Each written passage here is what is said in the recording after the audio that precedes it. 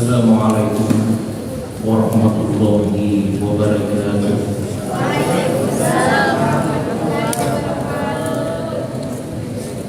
Alhamdulillah, alhamdulillahil malikil haqqil mubin alladzi yahdina ila siratal mustaqim.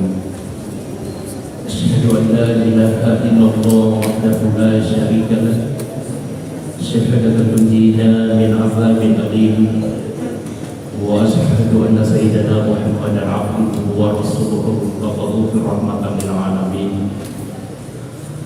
Allahumma shalli wa sallim ala asyrafil anbiya'i wal mursalin sayyidina Muhammadin wa ala alihi wa sahbihi ajma'in. Amma ba'd. Faqad qala Allah ta'ala bi kitabil karim wa huwa asdaqul qailin. A'udzu billahi minasy syaithanir rajim. Bismillahirrahmanirrahim. Ya ayyuhalladzina amanu taqullaha wa qulu qawlan sadida yuslih lakum a'malakum wa yaghfir lakum dhunubakum wa may yuti'illaha wa rasulahu faqad faza fawzan 'aziman. Shadaqallahul 'azim wa shadaqa rasuluhul karim. Wa nahnu 'ala dzalika minasy-syahidin wasy-syahidin walhamdulillahi rabbil alamin. Alhamdulillah, kita panjatkan puji syukur atas limpahan rahmat yang Allah berikan kepada kita semua, sehingga pada kesempatan kali ini kita kembali melanjutkan pengajian kita. Demikian halnya kita kirimkan doa-doa salawat kepada baginda Rasulullah sallallahu alaihi wasallam. Allahumma shalli wa sallim wa barik alaihi. Kepada anandaku, saya ingin menyampaikan bahwa ketika kita mendengar nama baginda Rasulullah sallallahu alaihi wasallam disebutkan, maka bersegeralah untuk mengirimkan doa-doa salawat kepada baginda Rasulullah sallallahu alaihi wasallam. Karena pada dasarnya Rasulullah pernah menyampaikan bahwa yang paling ikhir di antara umatku adalah mereka yang mendengarkan nama saya disebut dan kemudian tidak mengirimkan salawat kepadaku. Maka ketika kita mendengarkan nama beliau disebutkan, wajib hukumnya kita mengirimkan doa-doa salawat kepada beliau. Pada bagian sebelumnya kita sempat menjelaskan bahwa ayat yang paling disenangi oleh baginda Rasulullah sallallahu alaihi wasallam dalam surah Az-Zumar, yang hampir setiap malam Rasulullah membaca ayat ini, itu berdasarkan keterangan dari istri baginda Rasulullah, Aisyah radhiyallahu anha. Nah, sekarang kelanjutan daripada penjelasan ayat ini disebutkan, wa hadhil ayatul karimatu min surat Az-Zumar. Ayat-ayat mulia ini yang terdapat di dalam surah Az-Zumar tubda'u bi bayan rahmatillahil wasi'ah. Pada ayat ini diawali dengan sifat kasih sayang Allah yang begitu luas, wa maghfiratihi syamilah, dan juga ampunannya Allah secara menyeluruh atau secara komprehensif. Maksudnya bahwa pada ayat sebelumnya yang kita jelaskan, qul ya ibadiyalladzina asrafu ala anfusihim la taqnatu min rahmatillah, ayat itu berbicara tentang kasih sayangnya Allah dan ampunannya Allah yang sifatnya menyeluruh kepada hamba-hambanya Allah, tidak terkecuali kalaupun misalnya ada yang memohon ampun kepada Allah, maka akan diampuni dosa-dosanya oleh Allah. Tidak peduli orang itu misalnya anaknya kiai, tidak peduli orang itu misalnya anaknya bukan keturunan ustaz. Yang penting mereka itu bertaubat kepada Allah dan memohon untuk mendapatkan ampunannya Allah, maka insya Allah Allah akan memberikan itu. Jadi tidak ada perbedaan. Yang penting di antara kita semuanya ada yang menjalani dengan bertaubat kepada Allah.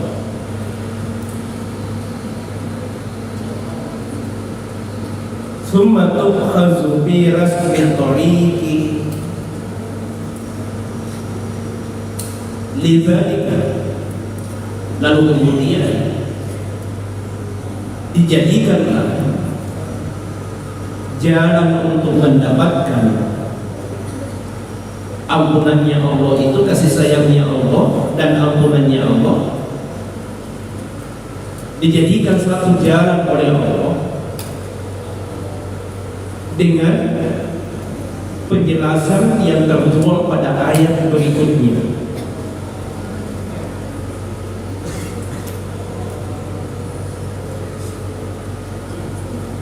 Nah, yang manakah ayat yang dimaksud? Wa anibu ila rabbikum wa aslimu lahu. Jadi setelah ayat qul ya ibadiyalladzina asrafu ala anfusihim la taqnatu min rahmatillah, ada ayat yang kemudian menjadi jalan atau petunjuk bagi kita untuk senantiasa mendapatkan ampunannya Allah. Bagaimana jalannya? Wa anibu ila rabbikum, kembalilah kalian kepada Tuhan kalian. Nah, selama ini yang kita pahami bahwa kembali kepada Allah nanti pada saat kita meninggal. Makanya kalau ada orang yang meninggal biasanya diumumkan dalam bahasa Bugis, lesuni aqribul masih Allah Ta'ala. Dia kembali ke sisi kehadiran Allah, kasih sayangnya Allah. Biasanya orang yang meninggal dikatakan seperti ini. Tapi sebenarnya bukan hanya pada saat kita meninggal lalu kemudian dikatakan kembali kepada Allah. Meskipun kita dalam kondisi hidup juga kita disarankan untuk kembali kepada Allah. Wa anibu ila rabbikum, kembalilah kalian ke sisi Tuhan kalian. Jadi saya mencoba membuka beberapa kitab tafsir yang terkait dengan ini, wa anibu ila rabbikum. Ternyata pemaknaannya adalah at-taubatul khalis, an-nasuh, bertaubat kepada Allah sebenar-benarnya taubat. Nah, makanya kita temukan di dalam beberapa ayat, tubu ilallahi taubatan nasuha, taubat yang sebenar-benarnya. Ya, maksudnya kalau betul-betul bertaubat, ya bertaubat harus ada penyesalan dan tidak akan pernah mau mengulangi lagi kesalahan-kesalahan yang pernah kita lakukan, perbuatan-perbuatan dosa yang pernah kita lakukan, kita taubatkan dengan lebih banyak beristighfar kepada Allah. Lalu kemudian setelah itu boleh jadi kita senantiasa melaksanakan sholat-sholat sunnah taubat seperti yang diajarkan oleh baginda Rasulullah Sallallahu Alaihi Wasallam. 2 rakaat salat sunnah taubat yang kita lakukan, dalam kemudian setelah itu kita lebih banyak membaca doa-doa istighfar. Nah, ini jalan yang pertama kalau kita mau mendapatkan kasih sayangnya Allah, kalau kita mau mendapatkan ampunannya Allah. Anibu ila rabbikum, kembali ke sisi Tuhan. Bagaimana caranya? Lebih banyak bertaubat kepada Allah. Wa aslimu lahu, dan berserah dirilah kepadanya. Jadi kata aslimu artinya berserah diri. Makanya Islam itu dimaknai dengan kepasrahan. Islam itu pasrah, berserah diri, dari kata aslama. Aslama yuslimu, Islam, lalu kemudian membentuk kata muslimun. Muslimun itu artinya orang-orang yang pasrah, orang-orang yang berserah diri kepada Allah Subhanahu wa Ta'ala. Makanya Nabi Ibrahim ketika bertawajjuh kepada Allah, Nabi Ibrahim mengatakan di dalam ayat, wa ana awwalu minal muslimin, akulah yang paling pertama sebagai orang-orang yang berserah diri kepada Allah. Maka jalannya adalah ketika kita sudah bertaubat, lalu kemudian berniat untuk tidak lagi melakukan kesalahan-kesalahan yang kita lakukan, maka yang harus kita kuatkan adalah keberislaman kita kepada Allah.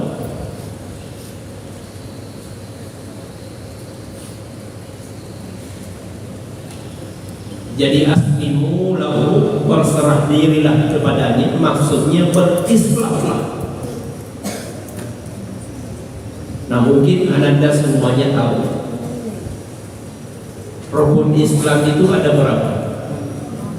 Ada 5. Ada yang tahu hadisnya?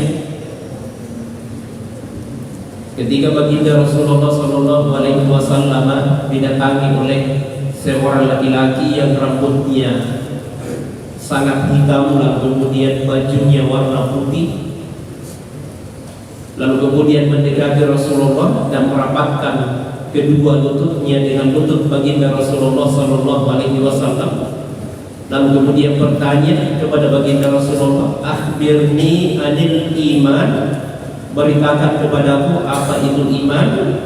Maka ketika Rasulullah Sallallahu Alaihi Wasallam sebelum menjawab justru mengatakan, bukankah yang bertanya itu lebih mengetahui daripada saya? Ya, kenapa Rasulullah mengatakan seperti itu? Karena yang datang adalah malaikat Jibril yang mengambil bentuk seperti seorang laki-laki. datang kepada baginda Rasulullah, "Ya Rasulullah, akhbirni anil iman." Maka dijawab oleh baginda Rasulullah dengan menyebutkan rukun-rukun iman.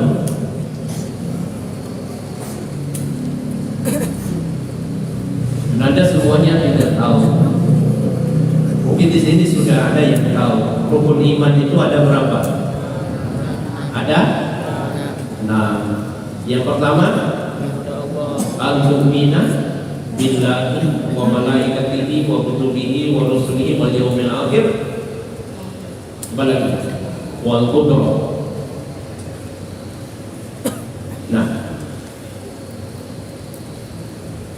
lalu kemudian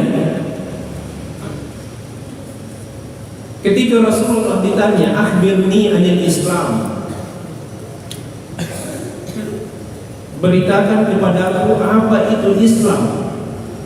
Nah, sekarang keterkaitan dengan ayat ini, wa aslimu lahu, berserah dirilah kepada Tuhanmu. Maksudnya di sini kasarnya kalau mau kita katakan berislamlah. Setelah kamu bertaubat maka berislamlah. Berislam itu seperti apa? Ternyata berislam an tashhada an la ilaha illallah wa anna Muhammadar Rasulullah.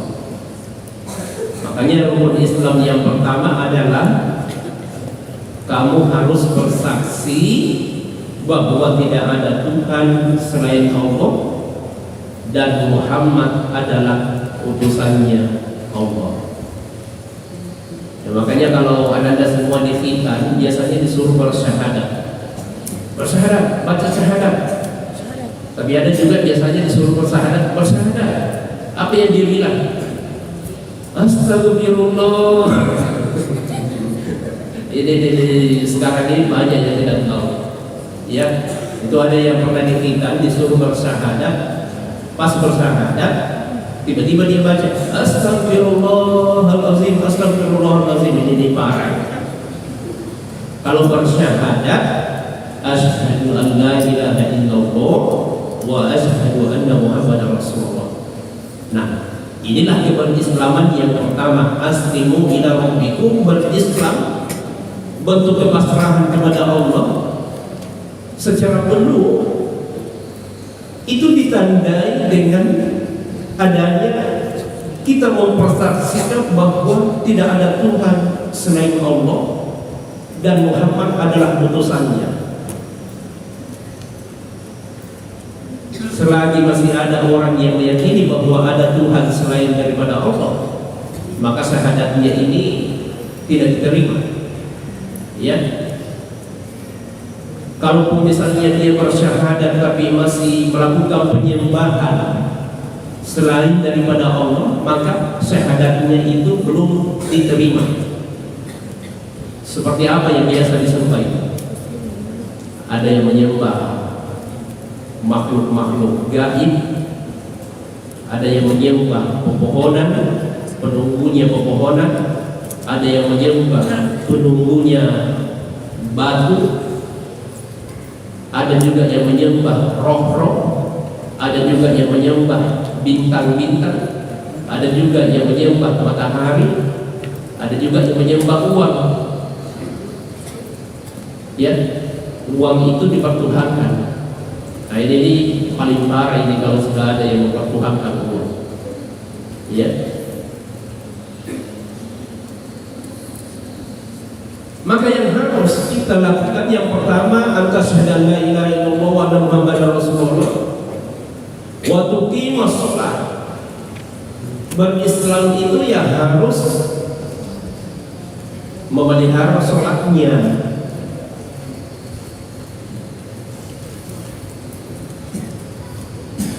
Wa tu'tiyaz zakat. Kalau berislam itu ya harus juga mengeluarkan zakatnya. Nah, siapa yang sudah berkewajiban mengeluarkan zakat di sini? Ada di antara kita di sini yang sudah mengeluarkan zakatnya? Ada? Belum ada ya? Belum ada. Saya ajarkan doa. Mau kaya? Mau? Ya. Siapa yang tidak mau kaya? Mau semua kaya ya? Mau? Enak kalau jadi orang kaya. Mau saya ajarkan doanya untuk menjadi kaya?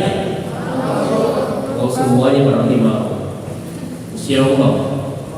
Kalau doa ini berberkah, maka kalian akan menjadi orang yang kaya. Amin. Doanya sederhana. Mohon kepada Allah supaya kalian itu dijadikan sebagai ahli-ahli zakat. Allahumma ja'alni minal muzakkin. Catat ini. Besok-besok nantinya kalau berusaha, ini yang harus kau minta kepada Allah. Insya Allah kalian itu bakal menjadi kaya kalau doa kalian ini diijabah oleh Allah. Apa artinya itu? Ada yang tahu artinya? Allahumma ja'alni minal muzakkin. Ya Allah, jadikanlah aku sebagai orang-orang yang senantiasa mengeluarkan zakatnya. Kenapa saya katakan bahwa ini adalah doa untuk menjadi orang kaya? Karena tidak mungkin kita dikenakan beban untuk mengeluarkan zakat harta kita kalau tidak kaya. Ada bilangannya, ada jumlahnya, sampai kita ini bisa mengeluarkan zakat. Kalau tidak sampai bilangannya, maka itu menjadi sedekah.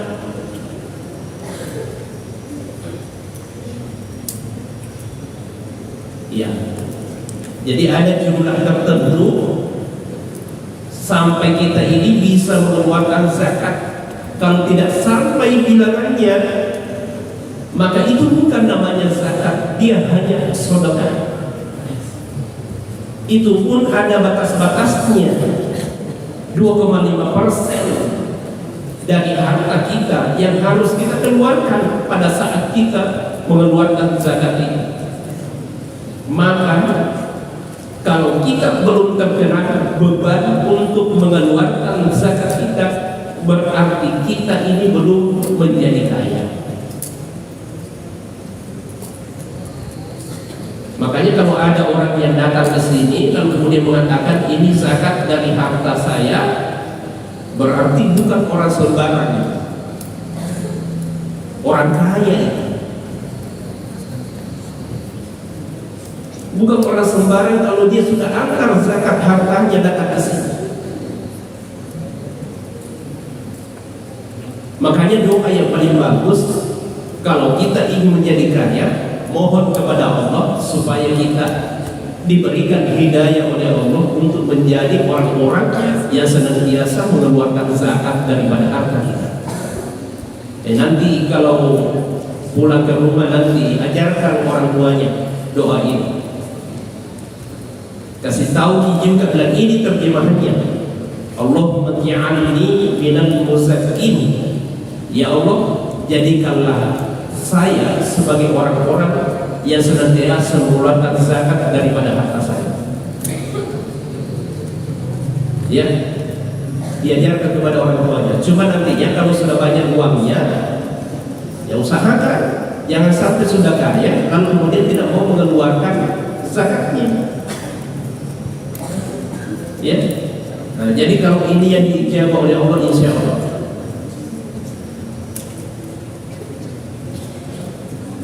Lalu kemudian selanjutnya berislam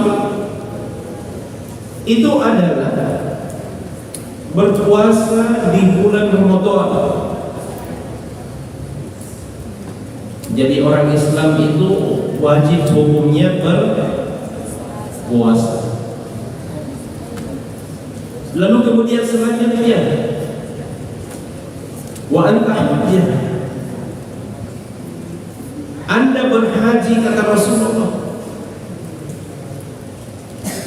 bagi mereka yang diberikan kemampuan oleh Allah, mampu hartanya, jadi dia mampu dari aspek hartanya, dia mampu,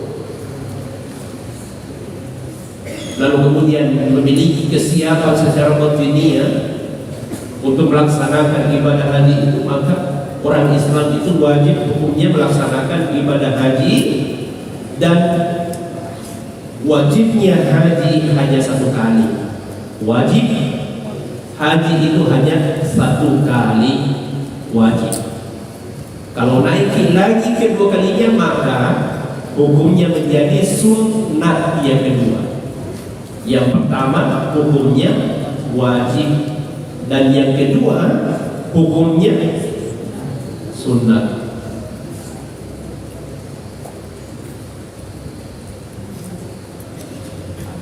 Cuma sekarang ini banyak yang berulang-ulang kali, sampai berapa kali naik melaksanakan ibadah haji. Ya karena boleh jadi uangnya banyak, pada akhirnya senantiasa melaksanakan ibadah haji. Perlu kita ketahui bahwa ibadah haji, kalau misalnya naik lagi berikutnya untuk melaksanakan ibadah haji, maka itu hukumnya sunnah. Kalau mau dapat yang wajib-wajib terus, ya kasih Ustaz Agus. Kalau sudah pernah melaksanakan ibadah haji satu kali, ya kasih ustaznya satu kali juga, supaya jadi wajib juga. Atau ustaz Hizbul, ya kasih ustaznya satu kali supaya jadi wajib.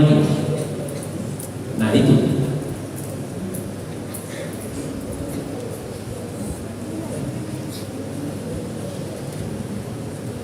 Wa tariqu idzan ila maghfiratillahi wa rahmatihi innama huwa taubah.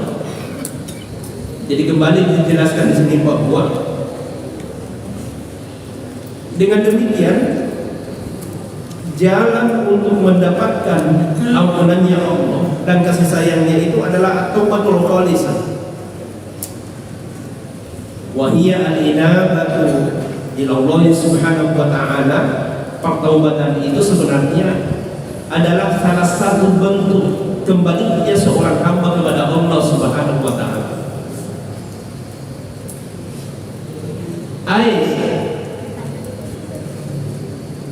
At-taubatu bi asma darajatnya, atau yang dimaksud di sini adalah bertaubat kepada Allah bi asma darajatnya, pada tingkat atau level pertaubatan yang paling tinggi derajatnya. Jadi pertaubatan yang paling tinggi derajatnya itu, yang pertama melaksanakan sholat sunat taubat, ya meskipun yang biasa-biasa saja, tapi yang bagusnya setelah Al-Fatihah itu kita cari doa-doa pertaubatan, ya doa-doa yang menyinggung masalah pertaubatan. Misalnya Rabbana zalamna anfusana wa in lam taghfir lana wa tarhamna lanakunanna minal khasirin, atau la ilaha illa anta subhanaka inni kuntu minaz zalimin. Ya, itu adalah doa-doa pertaubatan kepada Allah. 2 rakaat. Kalau kita tidak menghafal ayat-ayat atau doa-doa yang di dalamnya berisi tentang pertaubatan, doa-doa pertaubatan, maka cukup kita membaca qul ya ayyuhal kafirun rakaat pertama, lalu kemudian qul huwallahu ahad rakaat kedua. Kemudian setelah itu assalamualaikum warahmatullahi wabarakatuh. Setelah itu baca istighfar 100 kali, astagfirullahaladzim, astagfirullahaladzim, astagfirullahaladzim. Dan kemudian setelah itu berniat untuk tidak kembali melakukan itu.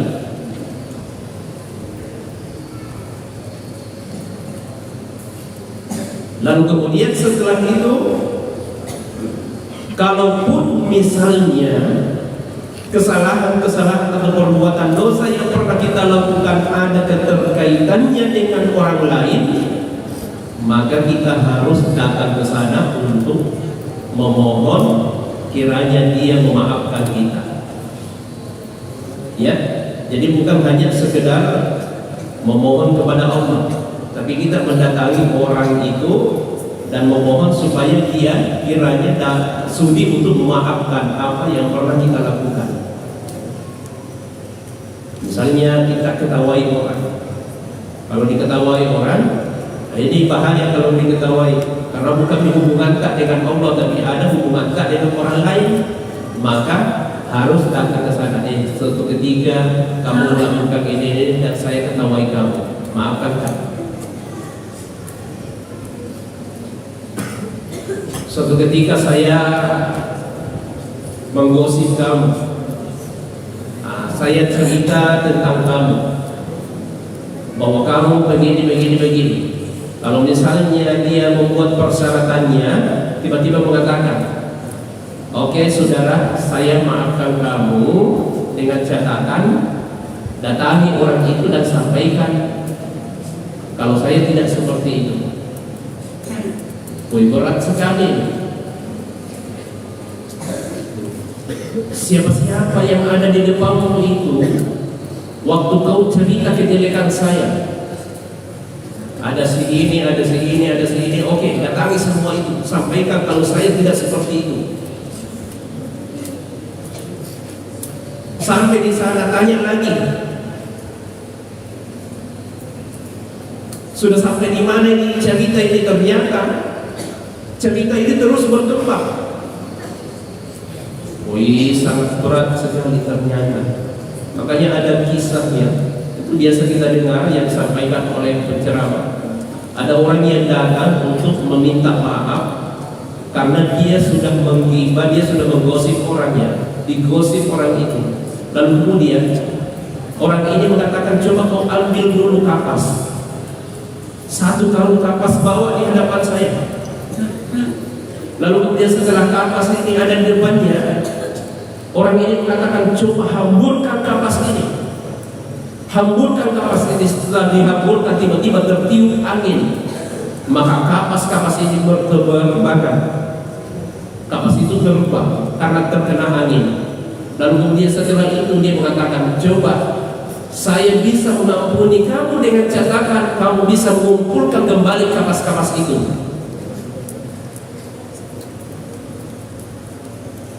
Orang ini mengatakan, bagaimana mungkin saya bisa mengumpulkan kapas-kapas itu, sementara sudah berterbangan, lalu kemudian tertiup angin, semakin jauh tertiup angin.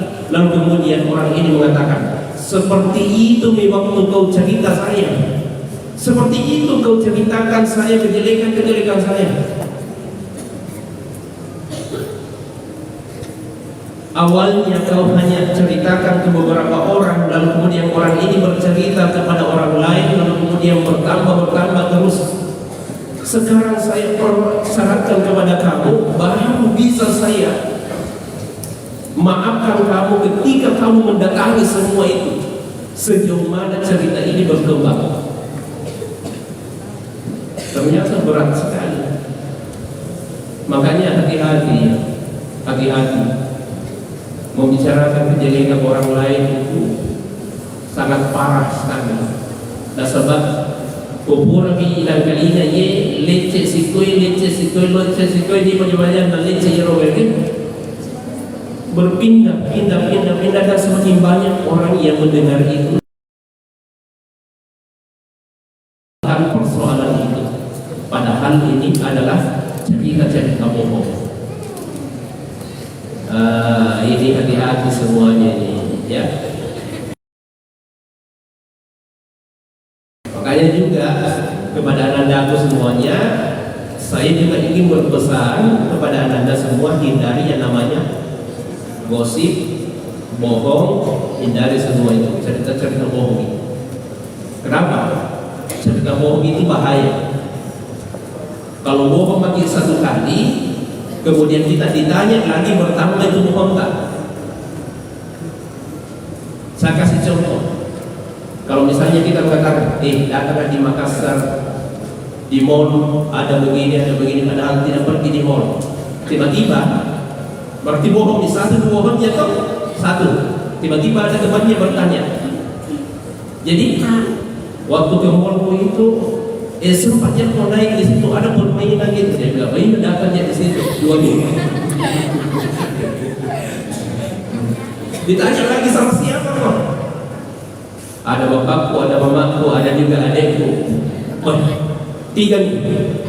Apa tuh itu lagi ingat adekku? Dia bilang, kasih naik di tempat main-main, kemudian ada mobil listrik ini, 4 minggu. Jadi kalau orang bohong itu hati-hati. Satu kebohongannya bisa berantai kebohongan itu.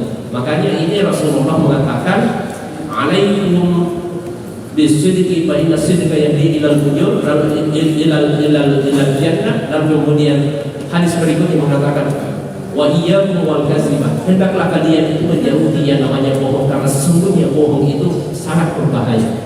Kenapa harus dijauhi? Satu kebohongan bisa melahirkan 10 sampai 100 kebohongan. Apalagi kalau sudah ditanya. Jadi hati-hati. Nah,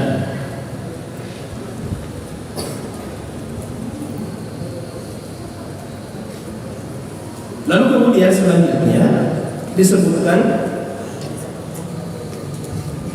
wa islamul wajhi lillahi subhanahu wa ta'ala. Jadi maksudnya ayat di atas itu tadi, wa anibu ila rabbikum wa aslimu lahu, wal islamu, dan berpasrah diri lillahi subhanahu wa ta'ala, kepada Allah subhanahu wa ta'ala. Tadi saya sudah menjelaskan bagaimana berpasrah diri kepada Allah. Ada rukun-rukunnya yang dimaksud dengan rukun Islam yang 5 itu. Lalu kemudian, apakah setelah kita melakukan yang 5 itu lalu kemudian serta-merta kita sudah diakui keberislaman kita?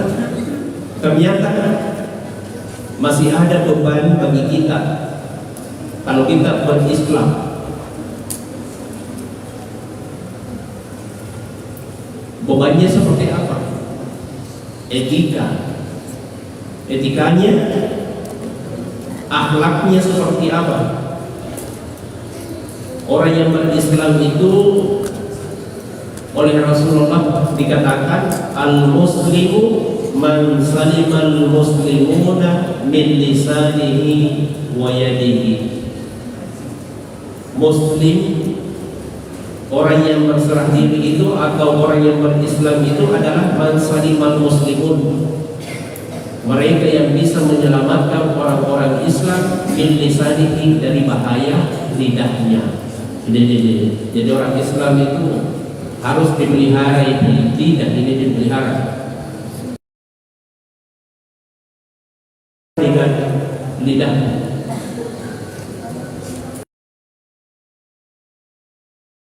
Jadi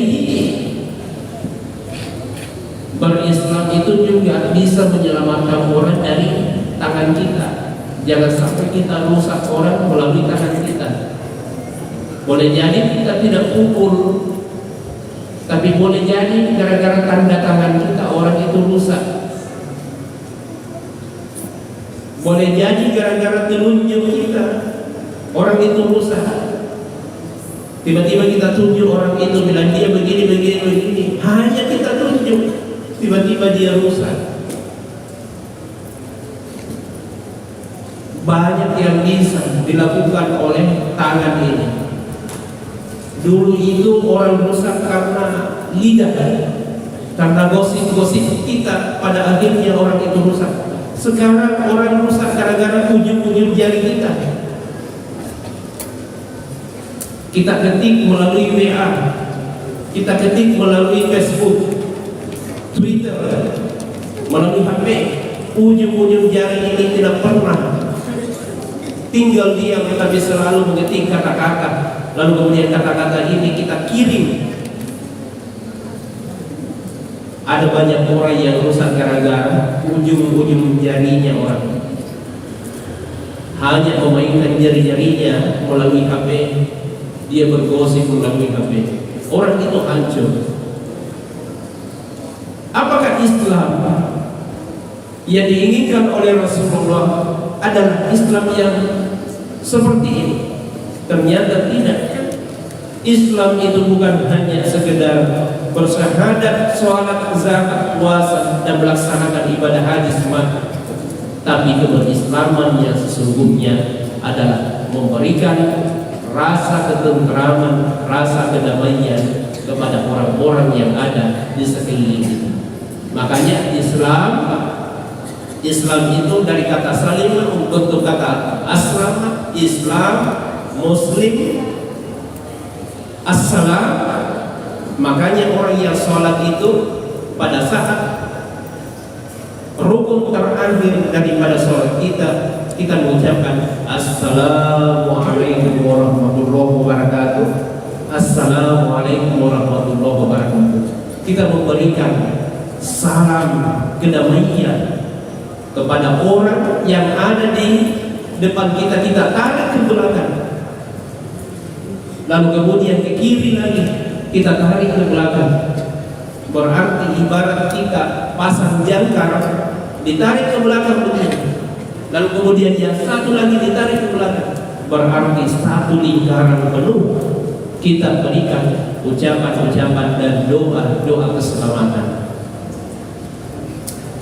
Tapi kalau misalnya Assalamualaikum warahmatullahi wabarakatuh, Assalamualaikum warahmatullahi wabarakatuh, usai sholat kita menceritakan kejelekannya orang, berarti pada saat kita sholat kita doakan keselamatannya orang, tapi ternyata kita sendiri yang merusak. Ya, bukan Islam itu. Tidak seperti itu Islam.